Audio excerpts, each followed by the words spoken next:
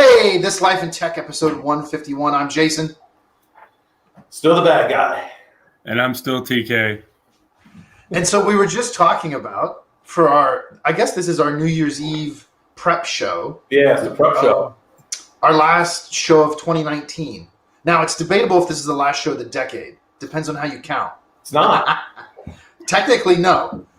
I mean, it's the end of the tens. Yeah.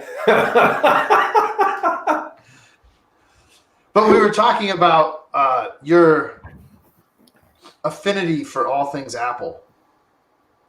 And to quote your moral dog Holiday, apparently my hypocrisy knows no bounds. Daniel. Yeah. So it's very simple. I would absolutely, from a corporate device, I would be giving only iPhones out from a corporate device. Primarily because you really can't do anything with it. You can get email, you can text, you get a couple apps. But you're not going to get a lot of. In my opinion, you don't get a whole lot of functionality that you get with Android. The problem with Android is it's still which Android. Samsung's flavor of Android is still different than what you get on a Pixel. That you still get different on the Sony or HTC. They're all too different. So from an IT support perspective, Android is still a nightmare to manage. But that's why if you look at, especially like the U.S. government, I mean, when they're buying Androids, they're going wholesale with Samsung because of their EMM, Knox environment. It may not be perfect, but Samsung's put a lot of effort in it to, make it a corporate device as opposed to Android in the wild. Oh, and Samsung, you're welcome.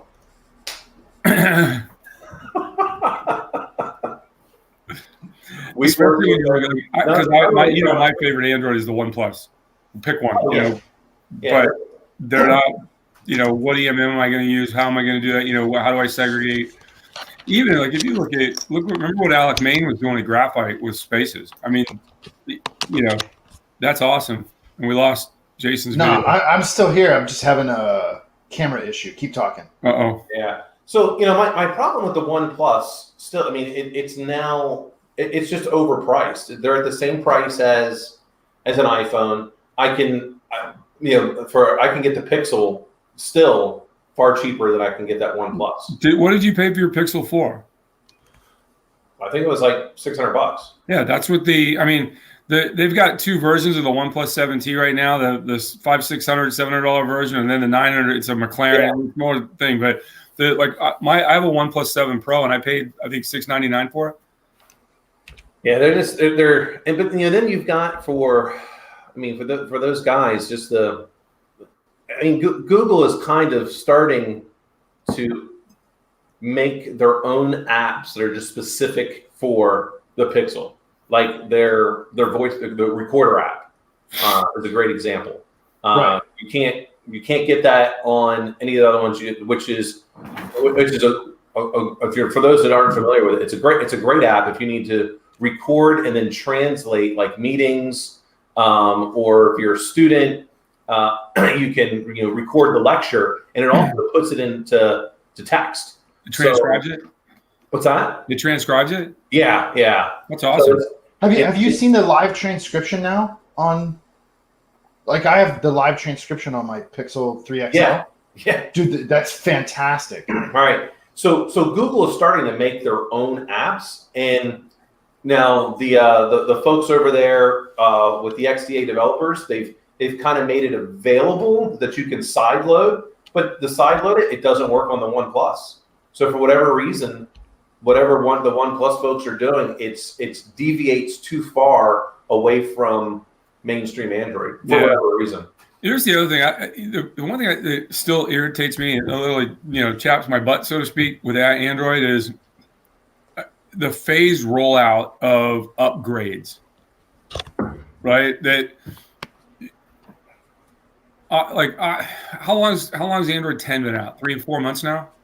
At least that long. Whenever they release the 4 and around that time frame, and Oxygen, which is the Android variant that OnePlus uses, they rolled out 10 shortly after that. And you go back and you check, and where you're at in the list, it's like there's a thing like, oh, just keep an eye out. I'm like, or you can side load it. I'm like, it's an operating system upgrade. Yeah. Like, you guys have lost your mind. And we go back to Black Phone and the commitment that certainly Dan, your team made with, hey, 72 hours. Like, how hard is this? It's not hard. It's not. Right? It's like you've got a beast, and you apparently are losing at the track or have other things to do because you're thinking that's the thing that, like, you guys understand how this upgrade thing works. How can it be phased in and rolled out? Like, that just it baffles me still. Well, the biggest issue is like everyone thinks that 72 hours was short. It's not even close to being short. We would get notified a month ahead of time of the next release. Right. So we knew when the stuff was coming out. We already had it because we're making sure that all of our stuff is. So for me going out saying 72 hours, it was really 33 days. 30 days plus 70.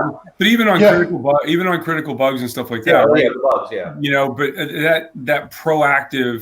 that proactive nature, and it wasn't because we were small. You have an operating system and you have a small team. Samsung's got an operating system and a big honking team. Yeah. Samsung, right? So how do we let that stuff exist? Android was bigger than the entire company for Silent Circle combined. What's that? Yeah. Samsung's Android team is bigger than what the entire company at Silent Circle. I think their security team for Android was bigger than Silent Circle. Yeah, probably. Well, see, but I think the scale does matter, though. I mean, I don't know how much, because of their size, they weren't agile to maybe use that term, right? Whereas because we were small, we were. But it was just, I think, a philosophical difference. Well, they forked Android, right? That's the biggest problem. So they spent more time regression testing, and that aspect of them having 500 models of their Galaxy product, that makes it that much more difficult. This is why what we did at Silent Circle and what OnePlus is doing and what Google does with the Pixel makes it's simple. You have a device and maybe a couple of versions that you're keeping behind that you're maintaining, but the hardware is not different everywhere. Samsung, every piece of their hardware seems to be different. It's the old Windows conundrum, right? But here's the thing: I have a OnePlus 7 Pro. It's not a OnePlus One like I got 5-6 years ago when they first came out and we were trying all these phones out when we were at Silent Circle. It's a OnePlus 7 Pro. Their version of Oxygen 10 has been out for more than an hour, right? For months. And I still haven't been offered the upgrade OTA. Right? That's a deal breaker with me, because here's the thing. They can fix it on this iPhone. Like every time it comes out, every iOS, and I get it with sameness of hardware, but the update's offered to every iOS user. Right? That's why you want it in the bank. Oh yeah, immediately. Right? That's why you want it in the bank. Right? And it's offered down through their hardware. And they'll tell you the iPhone 4, the 4S or whatever, they just stopped supporting it. And then 5's coming next quickly. Yeah. Right. The big issue with these rolling updates is typically when we're updating, it's due to there being a significant number of security vulnerabilities that are out in the wild. Right. And so essentially what they're saying is they only care about a certain population first.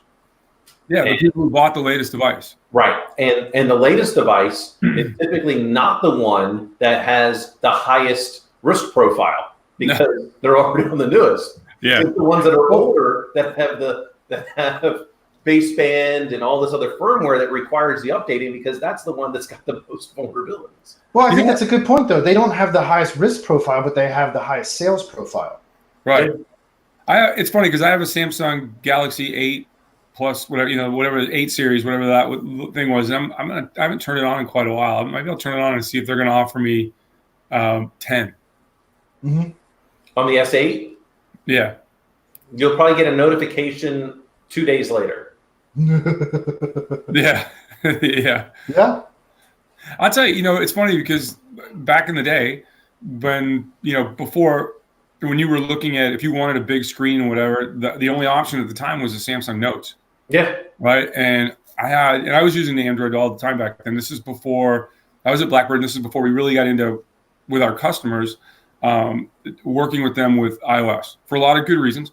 Right. And so we kind of all migrated over there, but we were doing a lot with Android at the time. A lot of it is because we could build apps for the guys and sideload them and everything else. And it was very convenient, and everybody else was doing that as well. and all their other vendors to put stuff that ended up that they were using for work.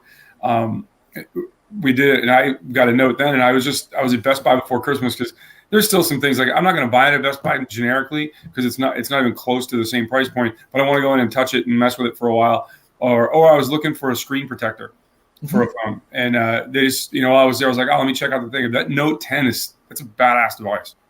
I don't like the Samsung overlay and all the other crap they put on it, but they're the Samsung TouchWiz and all that Bixby crap and all that stuff. But the device itself is beautiful. Do you know which American company, really lost out in the whole Android wars? American company. Dell had the Dell streak.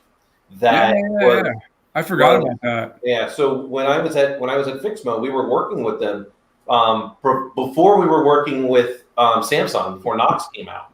So we were working with them in order to get them on the DoD list with the Sentinel stuff, which was the AutoVary product. That was the GOT side. And all of a sudden, we're working on it.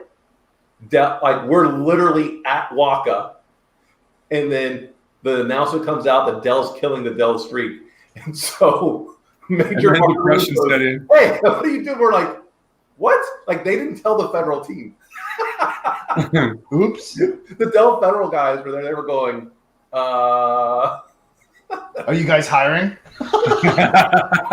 I'll tell you what, though, man.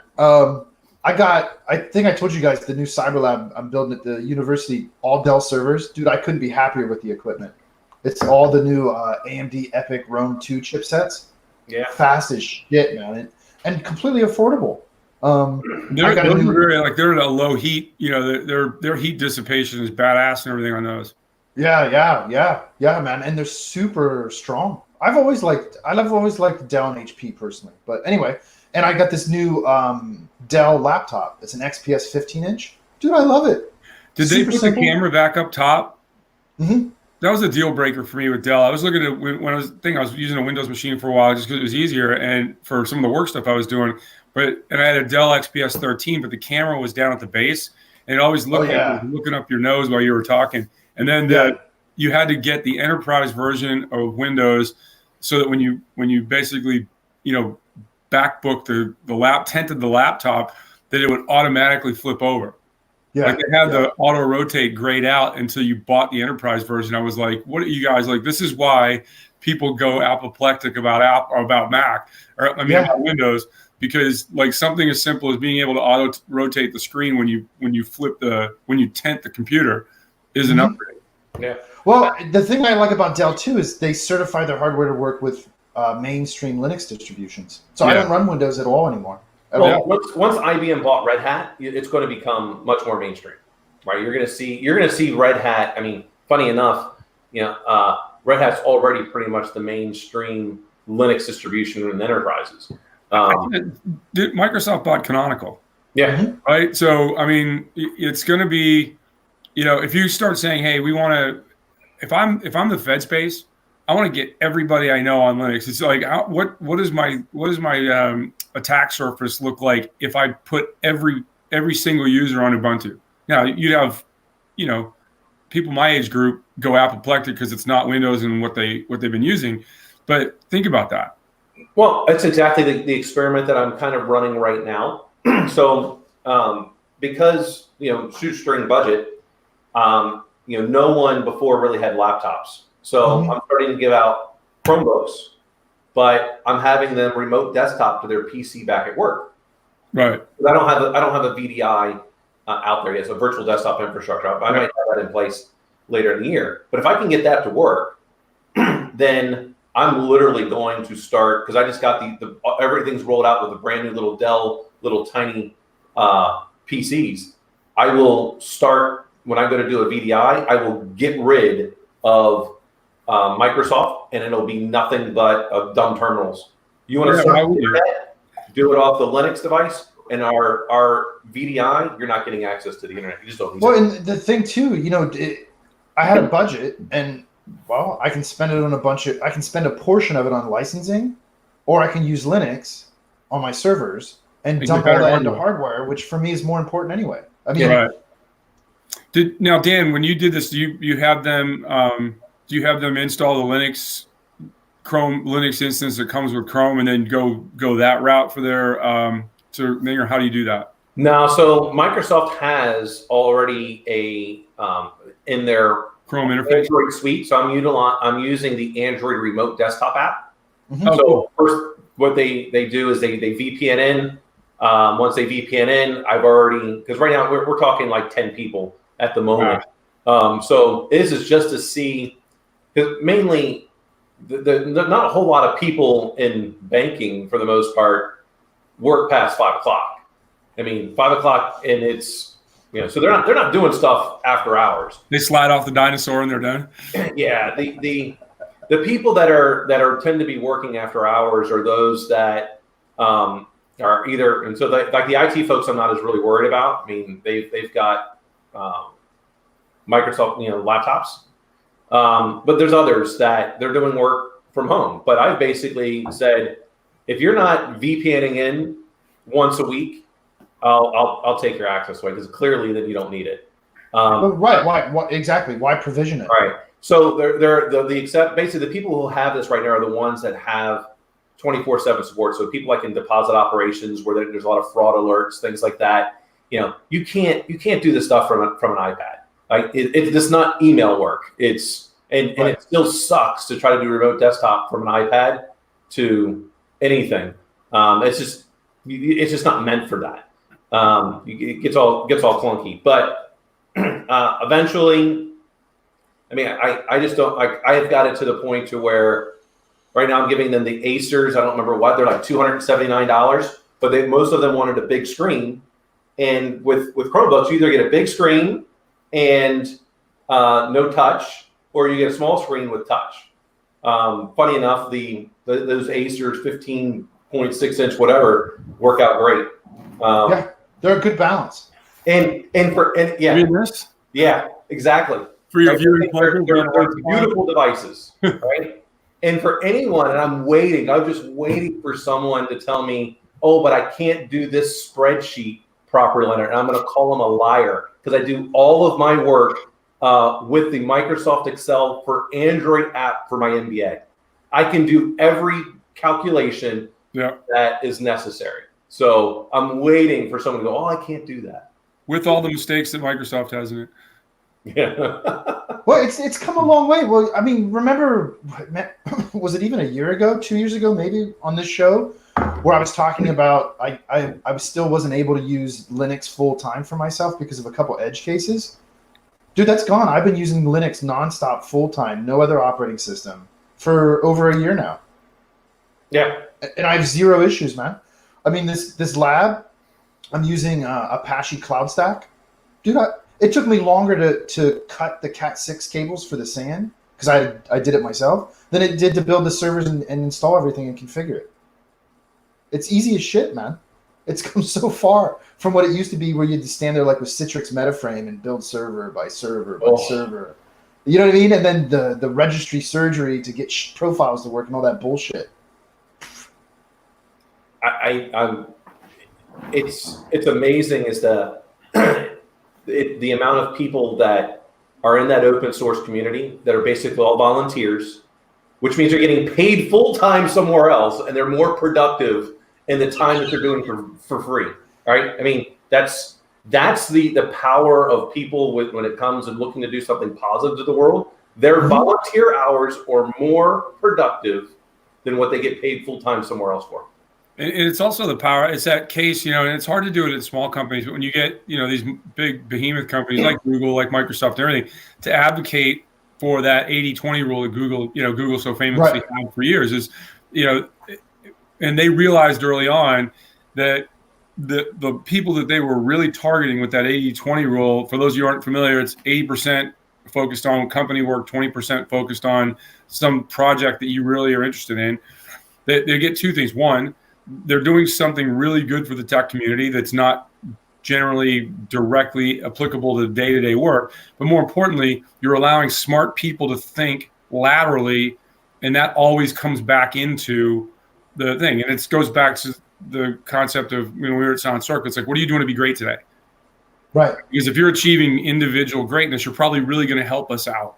And and again, I might be wrong on the exact hours because, I'm entering my 160th year on the planet, Dan. And so I get forgetful. Which is why I'm surprised you didn't put in those Apple hearing aids. That's awesome, dude. Is getting that concept of, it would have, the number that I've heard repeatedly was somewhere around $8 billion in man hours just to build Ubuntu. To get Ubuntu where it was at, rather than saying, hey, we're going to turn around. I mean, over where it's at now in whatever version. Yeah, exactly. And it's completely, I've got like old Windows machine roaming around the house somewhere. And one of these days when I get free time, I want to put Ubuntu on it. Right? Just because I can, and I have it. I probably stopped messing with it at about 14 or 15. And just to see where it's come in the last 5 years. And I still like listening to, all the people that are really concerned about this prattle on about the Unity or the GNOME desktop and all that crazy stuff, right? And it's like, who cares? It's just a desktop, right? It's the whole thing. Like we left Windows 7, we went to Windows 8, and now we have big blocks and primary colors in Windows, and people lost their minds. But guess what? Everybody's happy using it now. What's interesting about the 80-20 rule, just for those that don't understand, when those folks at Google and other companies that have done this, when they do it right, and Google has done it right, that day of the week when they're going to work on whatever it is that they want, they have to present that to senior management to prove that they were productive.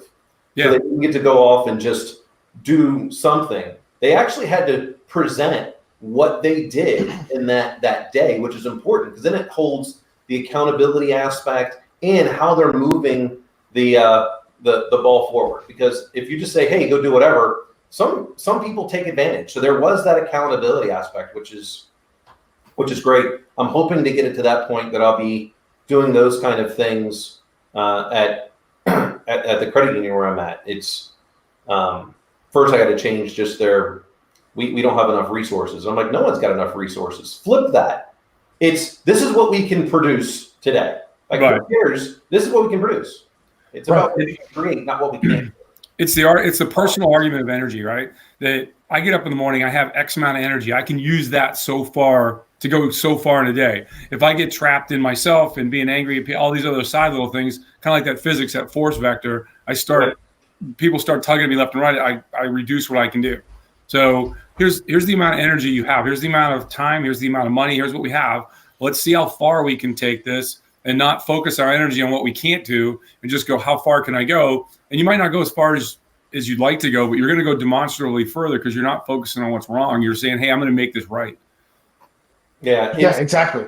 It's amazing what people who remove the word can't from their vocabulary, how much they can produce. I'm going to go further than that. And this is one of those things, like some of the stuff when I'm talking to other executives and when we're doing coaching and things like that, it's like, the more I see it, and I've heard this, and you go in and out of, hey, how do I want to present this to other people and get them to think about themselves? But it's also, hey, how have I fixed myself over the years, right? We all have that internal battle about here's where we're at, here's where I want to be. Is if you're angry or you're fearful, you can't be great. Because if you're afraid, you're going to spend your time thinking about being afraid, and if you're angry, you're going to be thinking about those who wronged you and the big long list you have and how you're going to get back at people, right? Well, that's still very productive for me because at some point, actually, no, it's not, Doctor. And so, but to remove their negativity from the planet.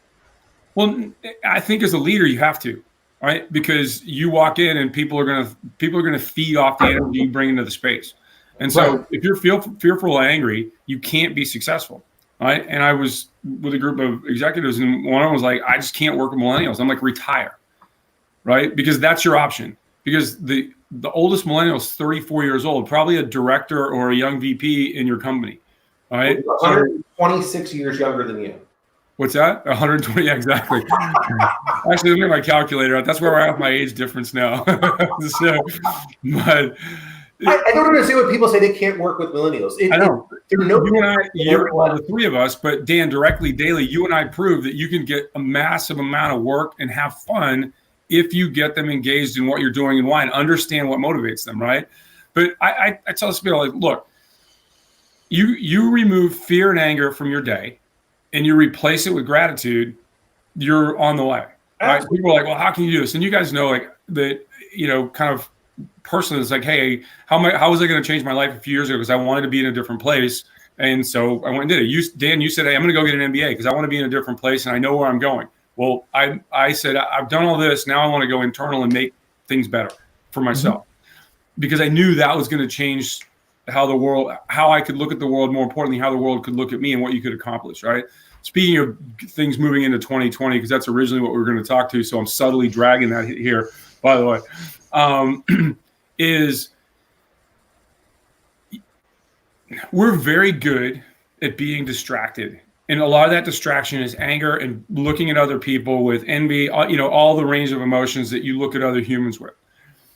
We're very good at being distracted because we practice it a lot.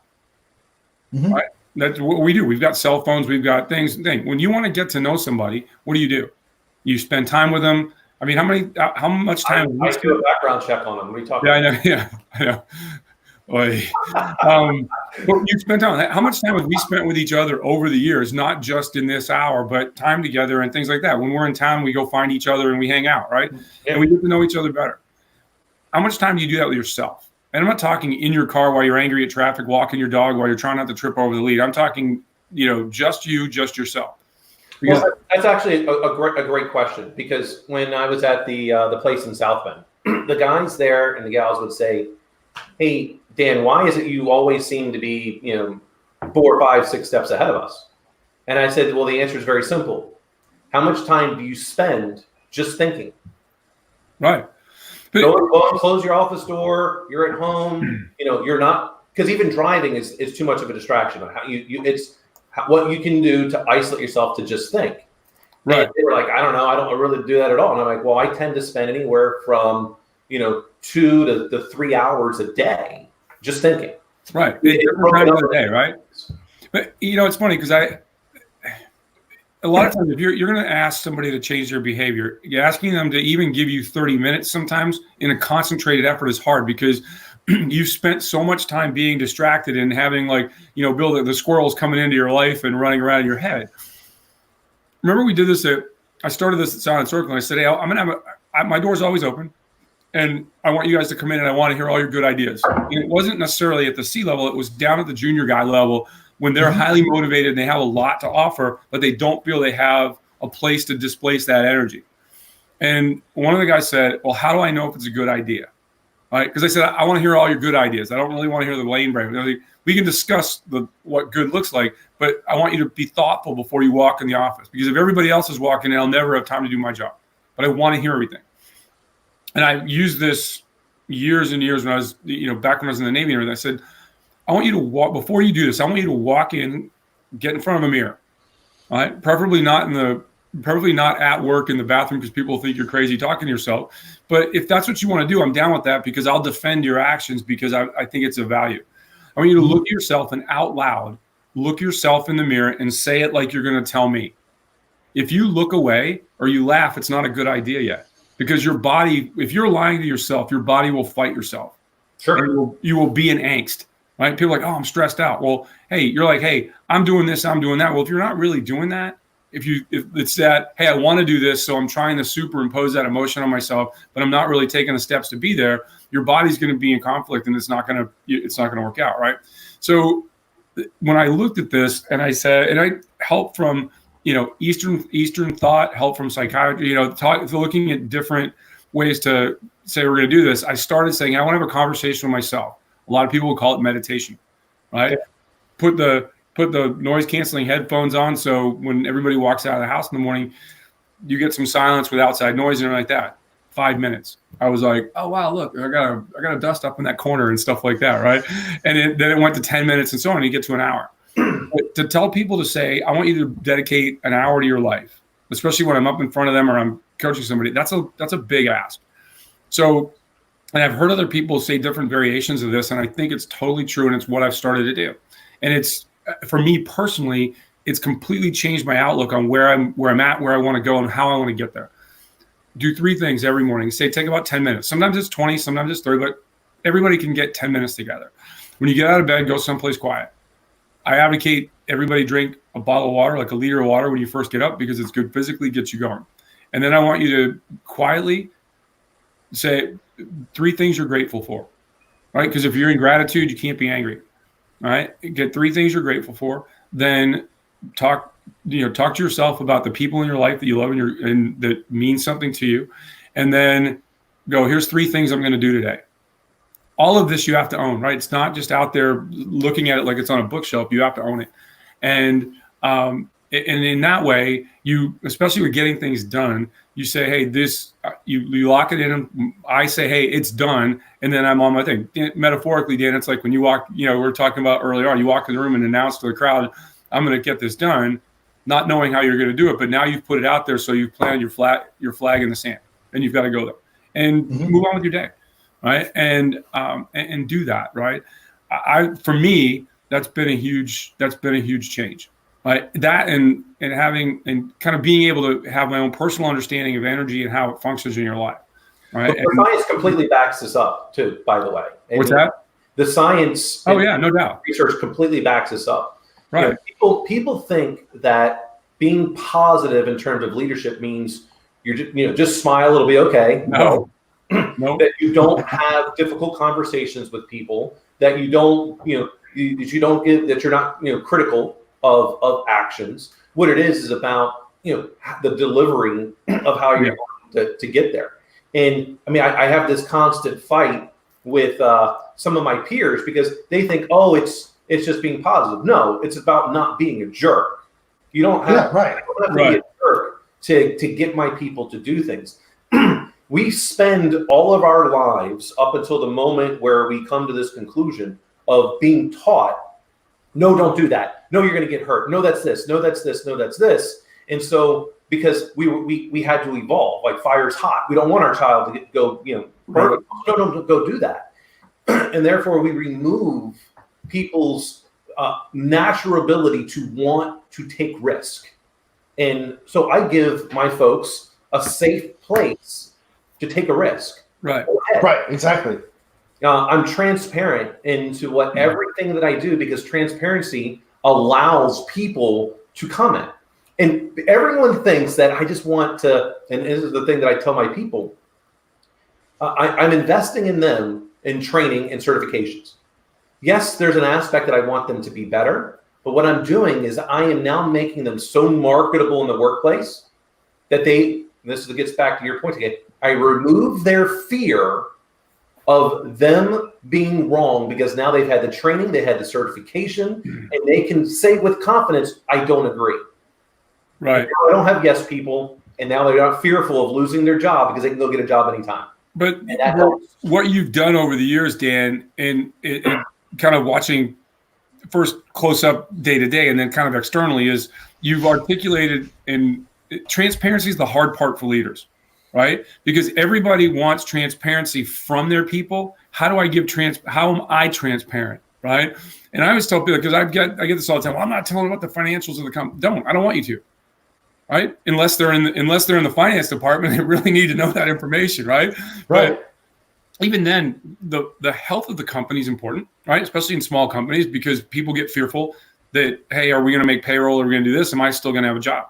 But the transparency that you're talking about is context of decision making, because you can delegate and you want to get to a point because you have competent people that you trust, that you can delegate every bit of authority and still retain all the responsibility and have confidence that those people are going to execute with you.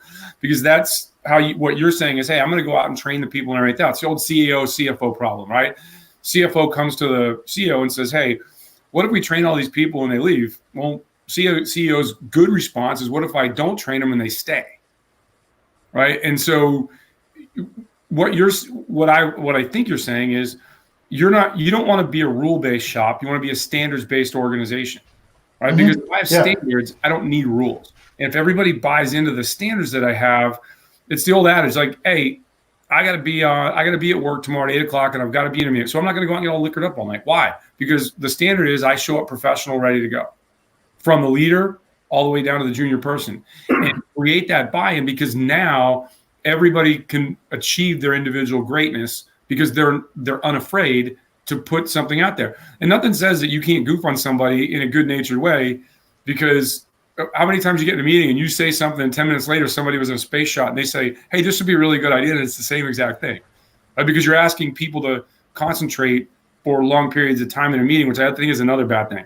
Like, right, which is a great point, because when I go to do, so I now give the security orientation training for new hires.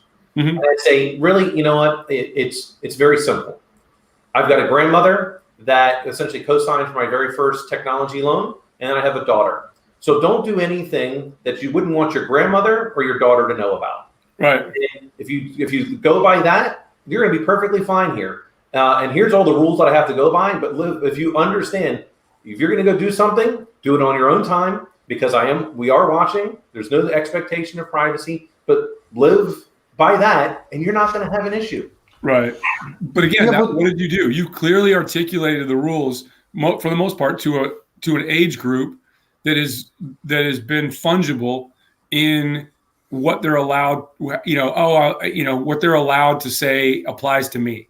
Yeah. Mm-hmm. Right. But again, what you're doing is the two primary things you have to have to be a great leader. You have empathy for where they came from and how they were raised, and then you're also holding them accountable. Right. And you make adults that are kind of struggling to figure out how they want to be adults. See, and I think this is the positive aspect of status quo, or what we might describe as culture, because I think they're the same thing, is when it's defined and clearly articulated and transparent and bought into, and it's empowering and so forth and so on. It's very positive to have status quo and culture. I think status quo and culture turn negative when they're not defined and there's a lack of transparency and leadership, because then people are left to their own devices. Well, shit, man. If you've raised a dog, you can raise humans. I swear to God. Right, the best thing I ever did was figure out how to train a dog, right? Which required me getting trained, because it's the same idea. You just lead it, right? You're transparent. You set good expectations. You have some boundaries, and you get good results. But if you leave the dog to its own devices, it ain't gonna figure it out by itself, and they get destructive, right? That's when they start chewing shit. And that's why you start having multiple kids, and you get better at it, right? Because you look at your first dog, like, as an adult, like you get your first dog, and what does that look like as opposed to what you have now, right? And I'm in life, I'm a big believer in creating standards, because it creates good behavior. Mm-hmm. Because you're saying, hey, you have to think about what I do as opposed and how it overlays on the rest of humanity. I would alter that just a little bit for me. I'm more looking at a framework. Mm-hmm. Sure. That's a great way to describe it. Yeah, because to me, if I put like this is the standard, I think to me it's a little bit too strict, because I want it to be able to evolve over time. So that's why, to me, I utilize the framework aspect, because there might be someone else has a better idea later, and I can quickly change that. Sure. But I think that's part of when I say it's a standards-based thing. The standards don't have to be clamped down restrictive, right? I think this is where you really start to, if we can get to a place in the workplace where we have professional disagreements, and that's okay, and it's welcomed, right? And you want to have that verbal thrust and parry. I think, especially now, where if you look culture, like globally, or throughout, let's just take the U.S. and where we're at right now, where if you don't like my opinion, then we want to stifle that. Oh no, I just block you. Right, exactly, and it's the cancel culture, right? The cancel culture, right? And I think that's a great way to describe it. I wish I would have thought of that. It's just a great way to describe it, right? Because hey, I get boom, I block you, I get you out, or I think. Yeah. I mean, it's. But think about this. Nothing great in humanity from the dawn of man has ever happened without vigorous disagreements. It's how we make each other better. It's how you hear insight, right? And you guys have heard me say this before. If you take the Klan or the worst parts of humanity and people are like, oh, we don't want to hear them. No. I want them on television every night as loud as they can, because the minute people hear that, they're going to go, oh, no. We got to get this off the planet, right? Yeah. There comes the disagreements. The easier place, I think, to make it happen, and it becomes difficult because especially if you get people that, especially younger folks that are now being, and I feel badly for certainly my kids, because you're being raised in a culture of non-questioning of authority, right? When I went to college, they had buttons, question authority, right? And certainly this was, in the late 70s, early 80s, and it was not long after, the whole Vietnam thing and everything, and kind of the culture, some of the culture aspects that came out of that. But think about this. At that time, there was no internet, right? There were no smartphones, there were none of that. So if you wanted to gain knowledge, you had two ways to do it. Go to a library, or pay attention to the people that were a generation ahead of you, standing in front of you, telling you what was right or wrong. Mm-hmm. And so on college campuses, it was question authority, right? Question everything you hear as to its validity, which is a great way to do business, right? Yeah. Now, and when people think that disagreements are bad, I mean, I look back at just the forming of our country. Thomas Jefferson and John Adams were the epitome of frenemies. I mean, they didn't really agree on much. And then they basically, even though Thomas Jefferson is largely given credit for writing the Declaration of Independence, it was through the constant creativity, through, I would say, conflict of creation. Through and created arguably the best piece of work that has ever been produced in the United States from a literature standpoint. I mean, that writing is flawless in its argument. And think about the iterative process of that. There was no Microsoft Word or nothing. It was like, oh God dang it, I gotta get the quill and pen out again and start over. And they couldn't go back and just erase. I mean, there was no whiteout, there was no nothing. No. And that healthy conflict gets us to something that's great. Don't let just settling for good, because good is the enemy of great. I mean, I go back, and probably I shouldn't have done it the way I did it in class here at Michigan, but the instructor had a picture of Babe Ruth up there, and a particular I can't remember the other person's name, but I'm like, that's not who you said it is. That's Babe Ruth. But the person was quoting and saying that Babe Ruth is crazy for wanting to go from being a pitcher to being full-time outfield. And she was just, she just breezed through it. And I said that, well, one, I told her she was wrong about that's Babe Ruth. It wasn't someone else. But I went up to her after class. I said, I think you missed the point. Babe Ruth was a good pitcher. And he knew he was good, but he also knew that he could be great as a hitter. And at the time, people were hitting like 3 home runs a year, and he was doing that as a pitcher. He transcended the entire sport and became this larger-than-life character that we talk about 100 years, basically, after he's dead, we should talk about. Because good is the enemy of great. Don't be afraid to let something good go so you can go get something great. Well, it's that idea that it's better to want than to have, right? When you have something that you can actively chase and pursue, you're going to be motivated to do it. Whereas once you get it, you're kind of stuck being good now, right? You can't be great with what you have. Right. And Kipling said it great in his poem "If." Treat success and failure as the same imposter. Yeah, it's look at that. Kipling. Oh boy. Dan stayed up all week working on that one. He was like, I got to wedge this in somewhere. I read this. It's one of my. I read that probably once a month. I love that poem. It's just, it literally puts everything out there in terms of, like, for me, a philosophy that I live by. I heard this song. I was watching a video, and it rings. It's like failure's feedback. Yeah. Mm-hmm. Right? Success is feedback too. I mean, people concentrate on the failure as feedback because they want you to turn around and go chase whatever you desire as success. But one of the questions I get all the time is when I'm out speaking events, like, how did you make it through SEAL training? I'm like, I didn't quit. And everybody kind of laughs. And I'm like, think about that. All right. What I just told you is that it wasn't hard. It was complex. Right. I didn't quit. That's simple. But how, your question is, how did you not quit? Right. And that's a different discussion about how you manage your emotions and everything else. Right. And that's what people like, hey, I want to get somewhere. Okay. That part's not hard. How I'm going to get there is complex. And it's emotional, it's physical, it's everything. It's how I have to deal with other people. And you can have, people reading business books and everything else. I'll give books to executives or friends of mine that I talk to that say, I want to go somewhere. They have nothing to do with business. They have everything to do with how you're going to transform yourself and things to think about. I go, look, this isn't the Holy Grail. What I'm offering you is a chance to think about yourself differently, because and I was speaking to a group of soft operators who were getting out, and they're in that transition process of how to go from doing what they've done for sometimes 20, 30 years into thing. And, you guys both got to see, I've been out of the Navy like 5 years, 6 years when I met you guys.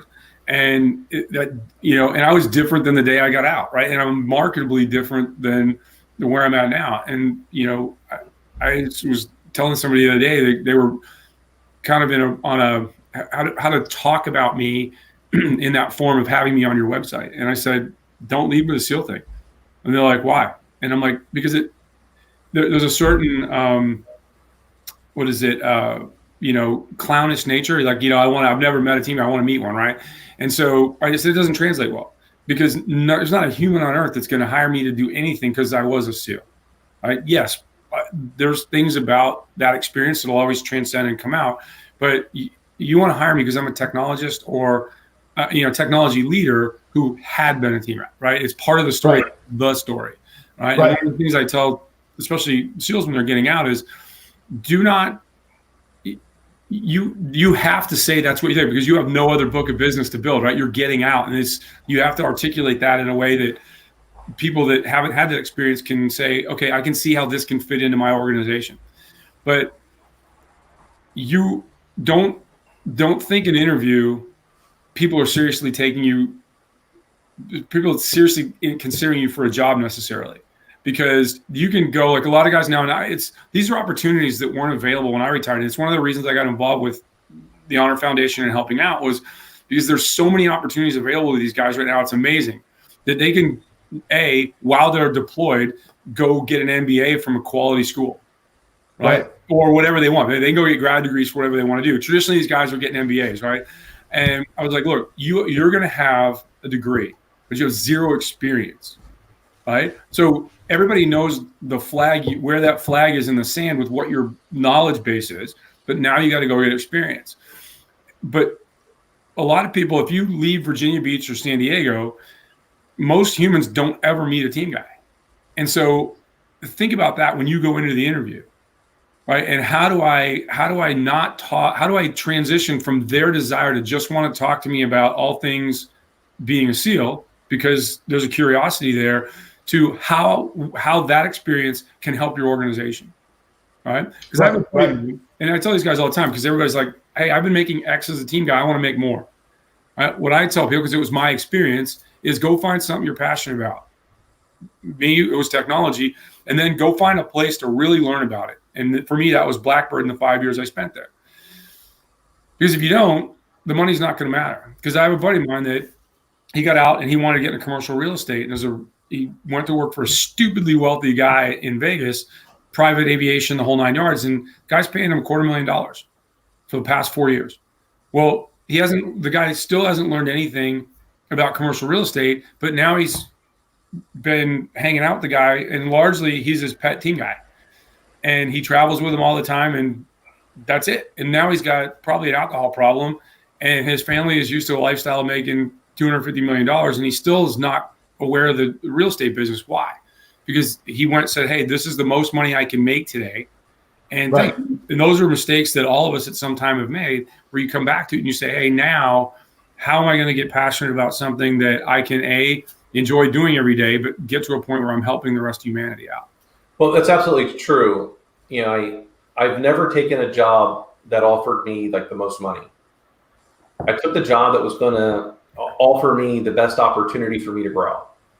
And I tell my young folks and even the senior folks, look, don't take a job for the money, because if they're offering you a lot of money, the first thing you should be asking is why. Right. Why are they overpaying based on the market? I mean, there's a big problem. If you have to go into every day and get your teeth kicked in, that's not a fun job. So really think about that. The money will be there. If you're passionate about it and you love what you do, the money can come. But money may not be in the form of direct compensation. I mean, it could very well be in many other aspects. When people it's surprising to me that the full-time faculty that are tenured at University of Michigan, they make good money. But what I found out when they retire, their entire health insurance is paid for life. Yeah.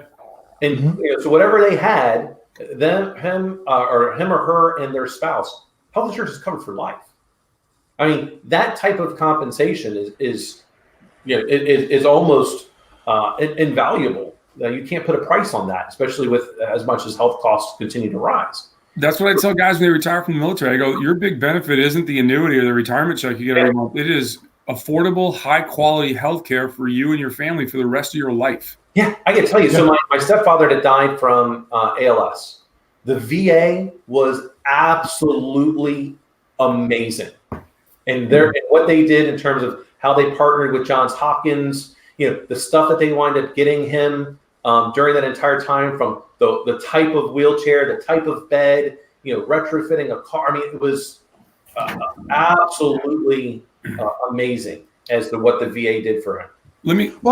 See, I think this goes back to what we were talking about a little bit ago, and it's kind of been a theme from show to show, is what you can control is yourself. And that's what you ought to focus on primarily, right? Knowing yourself, controlling yourself, how you interact with things. And, there's always the alternative. Instead of making more money, how about requiring less money, right? I mean, and so that's like, you've heard me tell this story before. This is the path I took. I mean, yeah, I miss working in startups sometimes. I don't necessarily miss the salary. I miss the work, but the money's good too compared to academia. But I knew what I really like to do is teach and do research. And I ain't going to become a millionaire doing that. You know what I mean? So I just engineered my life over the years to just not require a lot of cash. It's that simple. It really is that simple, man. My biggest debt is my fucking health insurance. That's it. It's getting taken out of your paycheck every week. Yeah, I mean, because it's kind of not optional, really. I mean, yeah. You kind of have to be able to go to the doctor and get seen when you need to go, right? Yeah. But it's funny because, Jared's a senior at VCU, and he's going to stay a little bit longer and do things there. And he's, as long as he's in school, he has, up until he's 26, has the availability to have health insurance. But and I understand why the government does this. There's some hoops you got to jump through administratively with the school and everything for him to get the ID card. Well, he came home for Christmas. His ID card expired because we thought just when we thought he was going to graduate originally, and it's like now he's got to go back and do it again, and it becomes a process where you got to go on the base and hang out. But hey, that hour or two you've got to spend sitting there waiting to get taken care of to get a new ID card is so worth it, because now as a parent, I'm not worried if something he's up there and he just shows his ID card when he walks in and he gets taken care of, and it's the cost is going to be negligible, and that peace of mind is hugely important. And one of the things one of the great gifts I got from working at Silent Circle was being the healthcare administrator, right? Being the trustee at the company for that, because I know it was ethereal to me, right? You'd hear on the news, all healthcare costs are spiraling out of control. Well, for me, spiraling out of control was generic medicines went from $5 to $7 a prescription, right? That was that. Oh my God. And you'd hear veterans just come, oh my goodness, just bitch. And we were promised free healthcare. No, you weren't. You were promised affordable healthcare. And if $5 for a prescription or $7 isn't affordable, we have to chat. Yeah. Right. Your expectation is not being managed correctly. Right. Mm-hmm. But And Dan, I know you remember this because we used to talk about it. We went from, and part of the problem was ACA was being implemented right at the same time, and it became we had what was considered to be a very good healthcare plan. Mm-hmm. Then we had a HRVP that, for reasons passing understanding, lost her mind, and the next year it was bad, and it was compounded by the fact ACA was taking place or being implemented, and then that HR person moved on, and we had Brandy, and I was like, she's like, what do you want? I go, I want what we had before, and I want it cheaper, right? And working with the agent, getting all that thing, because for a year we self-funded, it was a nightmare, and getting that process to get people the most for the least. And I would crowdsource it, right? I would be like, like Cooper's wife is in a health provider. I go, here's what we're looking at. Have her, from dealing with the patient side of it, tell me what makes sense. Because I largely didn't know. I could look at it and go, well, that looks better than that. But that's on a piece of paper. What does it look like in practice when somebody's sick and has to be at the doctor's? And I'm not worried about me. Like, what happens when your child is sick, right? Because if I want you to be productive at work, and your child is sick and it's costing you an arm and a leg to take it, you're not going to be, because your number one concern is, how am I going to pay to keep my child alive? And if I can't do that effectively as a leader, then I can't expect you to show up and be productive every day. It's a bad expectation on the company's part. Absolutely true. Because your work life affects your personal life, and your personal life affects your work life. And they should, because they're inextricably linked. Yep. Yeah. Well, Maslow's hierarchy of needs doesn't compartmentalize. Yeah. Right. I mean, it's period. And that's one of the great things that I really liked about, so what we're doing, at my current employer, we're doing things to try to make it to where people don't get sick. So providing, hey, we're going to reimburse you for any health activity that you're pretty much doing to a certain amount, whether you want to go to the gym, yoga, whatever, we're giving you X amount of, and then for the parents, which is great. We've actually made sure that our health insurance has a telemedicine functionality. Mm-hmm. So we have an app. I think it's called 98.6. I think is what it's called. So you don't have to, and it's no copay to use it. So you don't have to go to one of the emergency clinics because your child's sick at 10 o'clock at night. Bring up the app. Doctor diagnoses you with the camera, all that kind of stuff. Prescription, you're done. No copay. Whereas if you go in to the hospital or the emergency clinic, there's a copay every single time. Yeah. But think about that. That's, even back in the day when people were back in Silent Storm, when people were saying, hey, how can you take this technology and get it away from secure voice and messaging and make it work with, at the time, the nascent thing of IoT? Like, you think about where that's exploded in the last 5 years. And we were like, okay, how do we figure it out? One of the first things we said was healthcare, because of RPM, remote patient monitoring.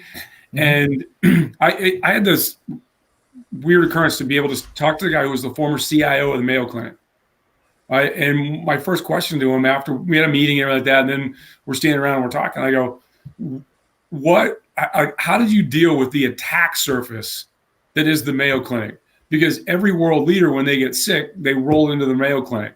Right. So, again, Dan, we talk about, like, hey, that's a nation state threat. Like, how do we define what's the important thing? And I'm like, I can't believe you still have hair, right? Because every day of the week I'd be like, ah.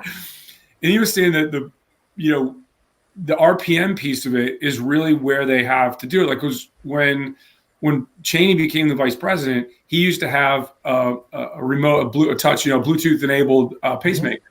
They had to, like, okay, how are we going to deal with this? Right. And they had to make some other concessions. I didn't get into what, but whether he had thing, but they were like, that was okay. Now the vice president of the United States is showing up on a regular basis to be taken care of. Right. And the sovereign leaders of a bunch of other nations. Right. But why? Because it's all, hey, I want to be able to remotely take care of somebody, because we have to cut down the costs. Right. And for, again, reasons TK doesn't understand, like, most of that is we didn't think far enough ahead. Right. And I would advocate that when we start talking about healthcare, ACA was never about healthcare. It was about controlling your life. Mm-hmm. Because if you listen to what the arguments were in 2008, 2009, it was like there's 45 million Americans that are uninsured. and yet we're going to co-opt 14% of the economy to take care of 45 million people. No. Right? Here's TK's plan for healthcare. In your lifetime, annually, do you think there is any one human in the U.S., 370 million men, women, children, that pay $1 million in whether it's employer contribution or your personal cost for healthcare? I mean, over the course of your life? No, over the course of a year. Oh, right? In deductibles and in what you pay. No, unless you had some catastrophic event. Right. Here's the TK healthcare plan of 2020. It was 2015, 16, 7. Now it's 2020. Give every American, don't actually give it to them, but allocate $1 million per man, woman, and child in this country. Give it to a healthcare provider. Say, best care humanly possible, figure it out, or you're out of business. Okay. Because you've never been given anything above that. And from friends I have that are in healthcare administration, they have people that their sole function right now is to try to figure out how to spend the money in a fashion that's consistent with ACA. And that means, hey, a clinic counts to 80% of the money or whatever the number is, has to be against patient care. They're just building buildings right now to meet a minimum requirement, right? Right. Hey, who thought that? Something went wrong. Try again in a few seconds. It's Google Assistant piping up because I said, hey, something, and it thought it was I was asking for, right? Yeah. Well, because something went wrong. But yeah, but who thought it was that was going to be cheaper if we had the current healthcare system? The insurance industry's like, hey, we're still a part of this. You're not getting rid of us. And then we put another layer of federal bureaucracy on it and exempted most of the Fortune 500 companies. Who thought that was going to be A, be cheaper, and B, be a good idea? Right. Only the Democrats that were sitting in. Well, everybody. I mean, it's what it is, right? But the argument again, what was being prattled upon in all the news stations, it was a false argument, right? We were truly concerned about taking care of the 300 plus million Americans across 6 time zones. And that's where people look at, well, let's do what Norway did or Sweden. Look, if you tell me to go fix anything in New York City, I think I can figure it out with the number of people, right? It's a very contained population. It's about the size of Norway as far as the population base. We'll spread that across 6 time zones and then say insurance right now is a state function, not a federal function, right? And how are we going to fix that? Well, it becomes a more difficult problem unless you say, hey, we're giving much more money than is allocated currently by participant employer derived contributions. Go figure it out. You're putting the onus on the providers to say, we're giving you a lot more money. Go figure it out. Well, but you actually described the root of the problem. And this goes back to leadership. That is politics. It's just false, opaque, right, fake clickbait arguments. It's clickbait. Yeah. Well, right. It's an incentive gradient. A federal politician's incentive is to not actually politic. Their incentive is to continue being a professional politician. Right. And those are at odds with one another. Right? They're not in any way, shape, or form synergistic. Like solving problems isn't within the sphere of what actually makes them money. So that to me is the core root, and that transcends party. I don't see how anybody. I totally agree with it. So I'll tell you a funny story about that. So throughout my growing up, especially my professional career as a team guy, because of who we are and thing, we come in contact with a lot of politicians, and I've met every living president except President Obama. All right. Go back 20 years ago, this contract with America time and everything like that. And I was down in Mississippi, and we were working down there, and all of a sudden Trent Lott shows up, who was a Senate Majority Leader at the time, right? Yeah. And, we had pre-programmed responses from a leadership perspective of when we were asked questions by politicians what to say. And he's like, hey, is there anything I can do to help you guys out? I'm like, yeah, pay us more. And we had a plan for how to do it that was separate from the big payroll problem that is paying the military, right? He goes, yeah, I can't do that. And I'm like, all right, why not? He goes, because every dollar I spend paying you isn't a dollar I'm putting back into my district to keep myself in office. And I was like, I want to give the guy a hug. right? I'm like, I wouldn't buy a used car from you, but I'm glad you're honest with me, right? Right. And think about this and think about how this affects the VA, right? We spent over $1 trillion fighting the war on terror since 9/11. Yet we struggle with how to fund the VA. Why? Because paying to take care of servicemen after we've sent them to war doesn't keep anybody in office, right? If you got Lockheed Martin in your district, guess what? We're going to build more F-35s or whatever they're building these days, right? Because that keeps people employed and it keeps everybody working, right? That's the conundrum, right? Is how do we effectively do this, right? Because people like one of the big things that people like they always want to talk about PTSD, right? And because I think that's real. I have a kitchen that proves it. Please don't at me. All people say what the VA has done in the past 15 years. They've created a generation of opiate addicts. Mm-hmm. Right? Sure. They've created a generation of opiate addicts. Right? Because I'm not a big believer in I don't like the term. I shouldn't say I don't believe in it. I don't like the term PTSD. Right? I like the term TBI because TBI describes it perfectly, traumatic brain injury.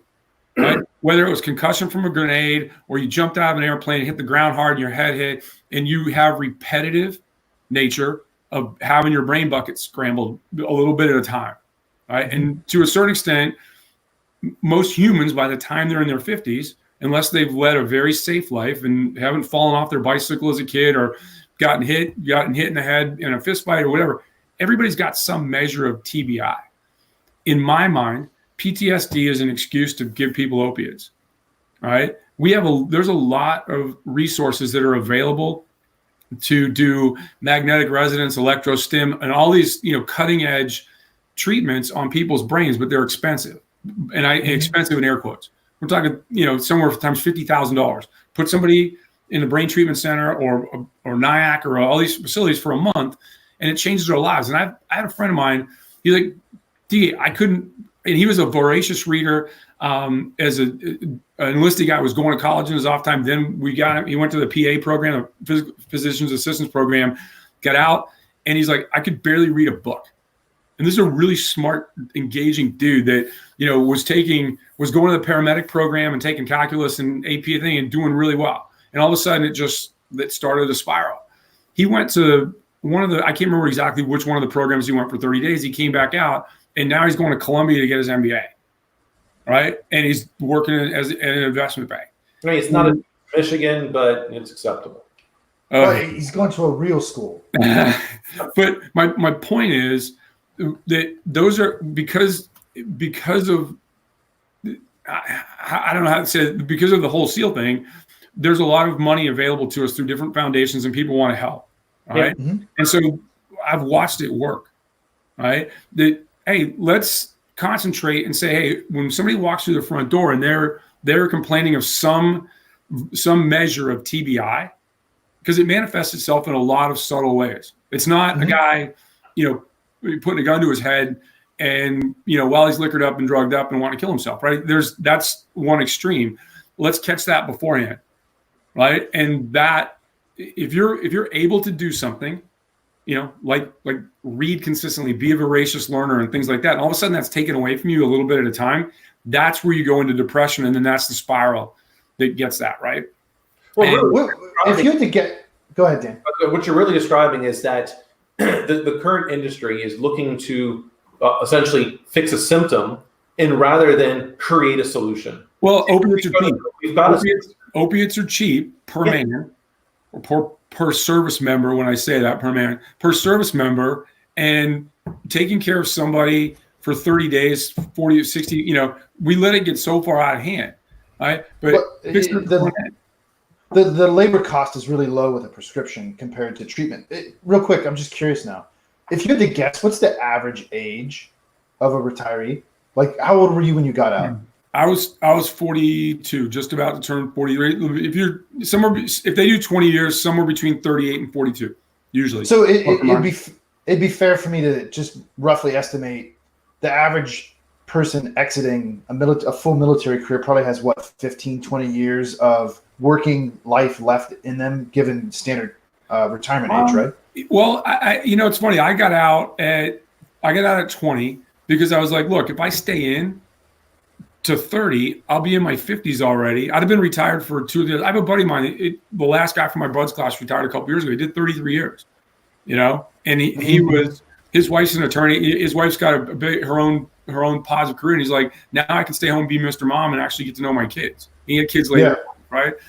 The way I looked at it, at 42, I had an amazing opportunity for a second act in my life, doing something completely different. And a lot of guys are looking at that now. Right. Right. Kind of the benefit of 20 years of fighting the war on terror. Dudes are like, hey, it's a hamster wheel. It's a merry-go-round. We're not getting off it, so I might as well jump off. Sure. So let's just cut conservatively and say 10 years.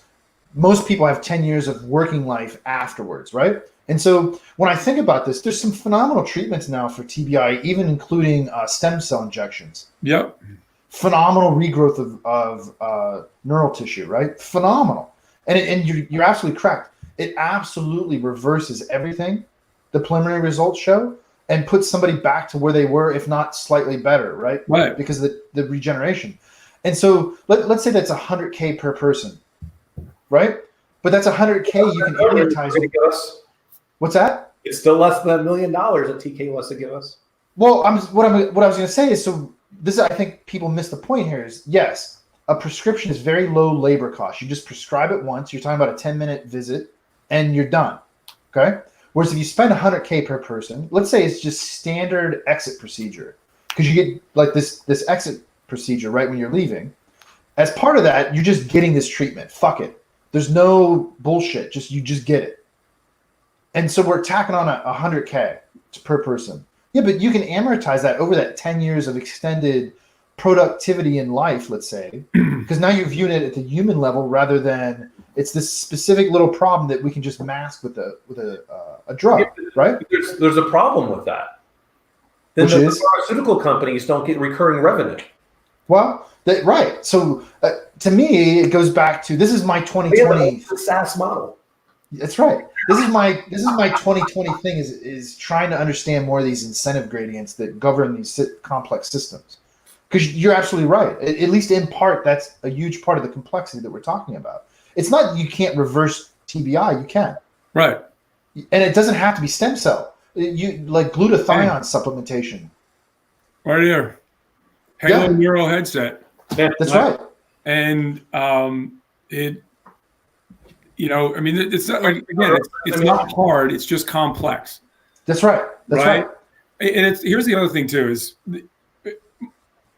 testosterone therapy, like for men, right? Mm-hmm. Testosterone therapy. You look at, they're starting to do that, certainly in the soft community, right? For very good reasons. You put in a tremendous amount of resources against training a person, not just training them in schools, but getting to a point where they can make competent decisions later in their career. Well, how do I extend that productivity when, just physiologically, I like it, your testosterone on the thing is in a range of this to this. Well, if it goes between, and it doesn't exactly do this, but if it goes between 10 and 100, for like 100 was when you were 18 years old, and then 10 is when you're 75, right? Well, at my age, if I get in there and I'm at 15, they're like, well, you're normal. Well, right. Am I normal for what? A 55-year-old? I don't want to be normal for a 55-year-old. I want to be normal for a 35-year-old, right? Because it's not the testosterone. We're not talking Arnold Schwarzenegger testosterone, Tony the Pony stuff. We're talking bioidentical stuff to get you to a point where you're lubing up your joints, like all the things that are positive about having that level of testosterone. Your thoughts better. Again, it helps with TBI. It helps with all the other things that go on. That they're doing that now. Right. And how quickly can we make the logical extension to everybody? Yeah. Right. People, right. That's what you're talking about. It's like, how do we get over the complex part to say, hey, we understand it works, and it works with a very high functioning group of people. Let's put that against everybody. Yeah. Right. I mean, when you talk about the amount of trauma that those in the special forces community have to go through over that 20-year career, what's $100,000 for 30 days on that exit? Nothing. Absolutely nothing. Because now they're not going to have to be at the VA every week getting treatment and all this kind of stuff. It's just, part of the exit. I mean, Well, Right. think about it as a taxpayer, dude. That's a rounding error on a rounding error in the taxes I pay. Well, dude, Well, if it's producing That better money human, for every service member has already been wasted on something else while we've been talking today. that's right. And so, I just think about it as a citizen, and dare I say a patriot. Well, look, man. I mean, if that's all if that's all it costs to put somebody back to where they started, or maybe slightly better, because I'm a fan of that too, right? Dude, how does it not? Like, I really want somebody to explain to me how that does not make sense. I know, and that's and you can go yell at the VA secretary, secretary of the VA, and all these SCSs and everything like that. Because I always say, look, the problem with the VA is the distance between a patient and the doctor, the bureaucracy, right? And the people largely, especially like in the Beltway, because that's kind of my, kind of the VA that I've touched and people you meet. There's some unbelievably caring, gifted practitioners of medicine, and that largely could be making more money if they were in a civilian hospital, right? But they've chosen to say, hey, I'm going to do this. And there's certain parts of the VA that are very cutting edge. Prosthetics and, giving people the ability to walk again and things like that. And then if people get there and they can't speak, like all the things that happen when you have really traumatic things happen in your life where I got to learn how to walk, I got to learn how to talk, I got to learn basic motor functions. They're very good at that, right? But when you say, hey, you can walk out of here and appear to be healthy. If I see you on a city street, do I think you've been a traumatized veteran? If the answer is no, then please move on. Right. That's the delta that we've got to close. Yeah. But that's a life delta, right? I mean, we talk about it in the military sense because it could be, those are extremes, right? People get blown up by grenades and landmines and things like that. But in humanity, like when you talk about what positive like healthcare can happen, like Dan, like you guys are doing, where it's like wellness care, is people look at wellness care like advocating to have gym memberships and pay for all these things. Well, it's not the cost. It's like, what's the productivity I get with having an employee that works out every day, right? I mean, and I get increased, oxygen to the brain. I get, people that are not as sick as often. I mean, it's just the amount of productivity that I get from preventing you from getting sick is tremendous. And their attitude's better. I mean, whether we call it body positivity or anything like that, you're showing up and you're in a better place, right? And you can't. I don't know what it costs, but you can't quantify that in a dollar amount.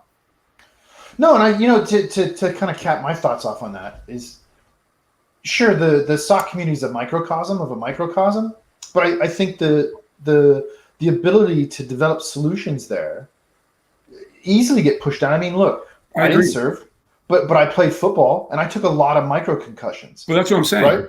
Right. I boxed. I took a lot of micro concussion, and so I'm okay. But why couldn't I be better?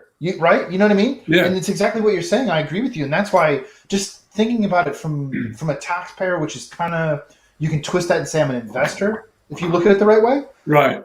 By investing in that kind of technology, it's going to trickle down. And okay, so maybe I don't get it because of my age, but my daughter will. Well, right? So how much better will her life be when she's in our shoes? I would actually advocate that the age group you need to start with is the older age groups, because I agree. People are living longer with the easy button of high grade pharmaceuticals, right? We can argue about quality of life or anything like that, but people are living longer, and that. If you look at the totality of healthcare expenditure on average, most of it is a third of it's spent in the last 5 years of someone's life. Yeah. Right? Yeah. You can have people die of old age, and also say, hey, let's spend money earlier on so that the catastrophic effects of aging are mitigated. Right. And so we're spending less in that last third. Right. And I think that's where you create. It's about creating a culture of health on the front end so that your kids aren't, it makes me sad. I was going to say it's appalling, but it just makes me sad sometimes when you're out and about and you watch a kid walk into Starbucks and get something that's got 22 grams of sugar, 30 grams of sugar, and slurp it down in 16 ounces, right? I mean, it's the old adage, there's 12 tablespoons of sugar in a can of Coke. And the reason they have to use citric or phosphoric acid is to keep you from throwing up to reject the sugar. Right. Think about that. Right? Right. Yeah. When you really break it down to the simplest things like that, it's pretty crazy. Yeah. And sugar's just another drug at this point. Oh, yeah. Because people are addicted to it. And how cranky do people get when you take their sugar away? Well, and that's a big reason when people, when they start on, protein-based diets, when they go through ketosis, they're like horrible human beings during that. Yeah. Well, yeah, I mean, part of it is the hunger management, and a huge part of it is the dopamine management because of the sugar. Right. And that's, I mean, you look at, but where does that start, right? I mean, you look at, sometimes I hate to say it, apple in a tree, right? And yeah, totally. The obesity, if we say obesity is epidemic, right? We can argue, but you hear that periodically. Obesity is epidemic. The big side effect is diabetes, because that's expensive to manage, and we don't know how to treat it, right? We still lop people's feet off after a while, right? Like, that doesn't seem an effective course of treatment to me, right? But they're definitely not going to get away from the bear then. Well, yeah, exactly. Yeah, no doubt, right? I don't have to be faster than the bear. I just got to be faster than you. And but think about that piece of it, and then you look at children that are obese, right? And the rise of type 1 diabetes, right? There's type 1 diabetes in children that aren't obese. Why? Because of just the raw amount of sugar they consume, right? And lack of activity. I mean, I'm not advocating for this, but like, I think it's one of the things that is create a culture of fitness, right? Whether it's at your home and like at the kids' school, even when they were K through 8, they had to do a mile run twice a year, right? It was timed, but there was no time limit. You had to complete it. And throughout the year, everything is activity based. And I mean, at Catholic High, where my daughter goes to school, there's 85% of the students participate in a sport, right? Whether it's at whatever level, right? And that, again, goes back to the wellness, right? The kids are asked to do a lot academically and study, but what do? We get them out, we get them some clean air, and we get them some oxygen pumping through there, and they run around for a little while. And whether it's latently or not, you're creating a culture of fitness. Yeah, right. Exactly. Well, and it goes back to standards and frameworks.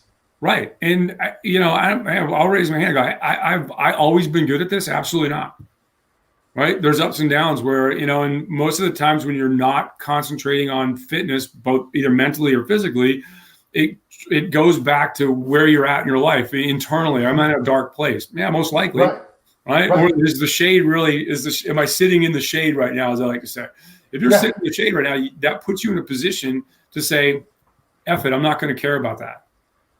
Right. And then they go, well, hey, I want to advocate for a bigger positive change in the world. And I want to be a participant in that, not just point fingers and go, hey, you people over there, make shit better. I got to do self-care before, it's the old first aid thing, self-care, buddy care, that kind of thing, right? Yeah, exactly. I got to do me, right? Yeah. It doesn't mean being selfish. It means I've got to look inward before I can go outward and help other people.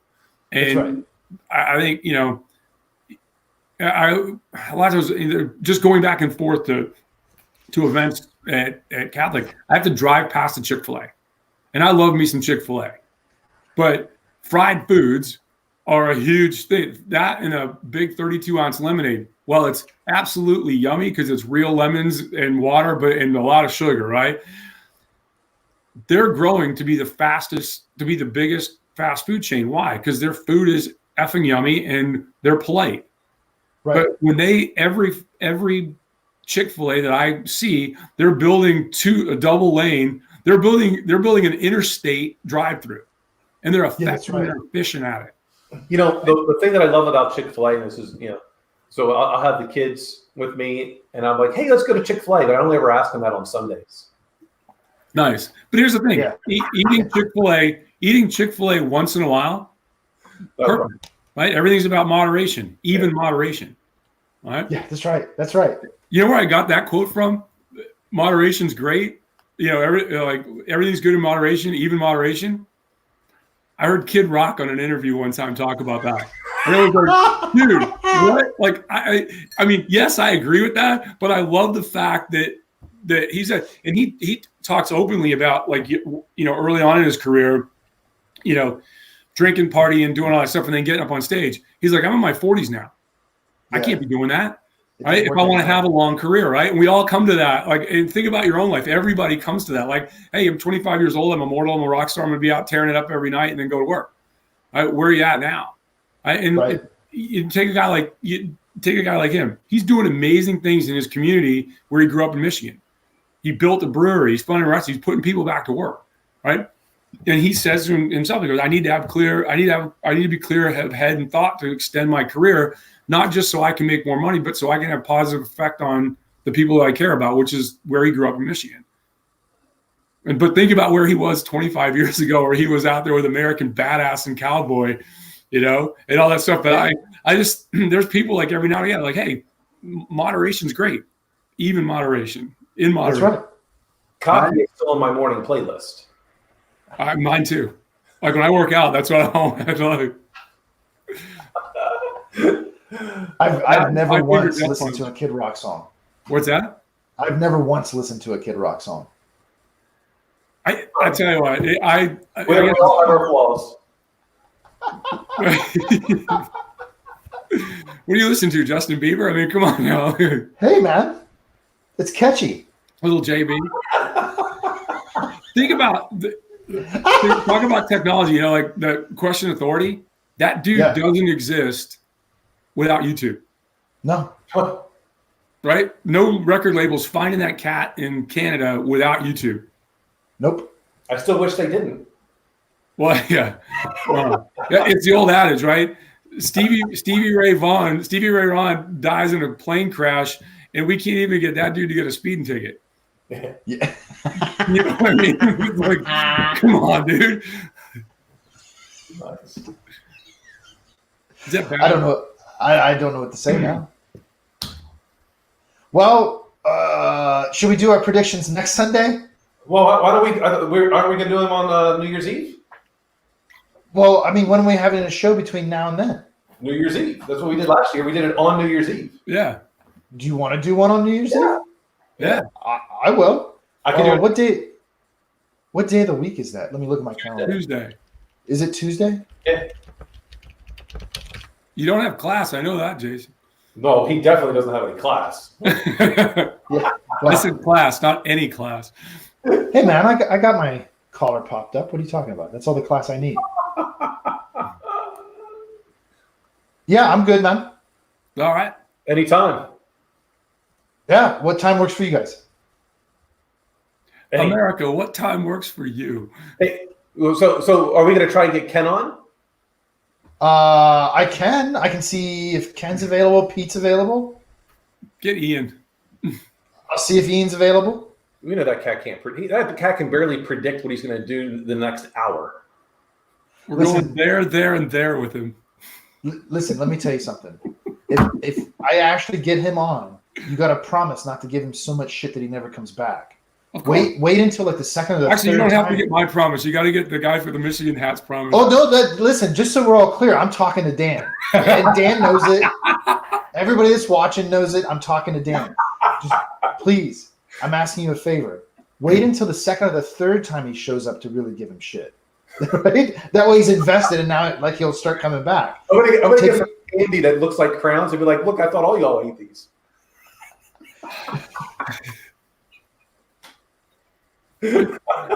Oh boy. Yeah, man, I'll send some messages out and I'll see who's available. What time works for everybody on I'll Tuesday? go with any.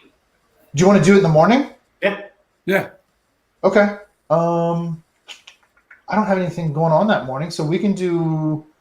Well, see, man, if we want to get some other people on. Ken and Peter are behind, so if we did it like at lunchtime, that should give them ample time. Yeah, I was gonna say But I can do it anytime. let's say around 11 around 12-ish our time, and then I'll see when everybody's available and All right, cool. get it booked. I'm in. Perfect. All right, my Cool. friends. All right, See ya. everybody. Have a great Sunday. Take care. Bye.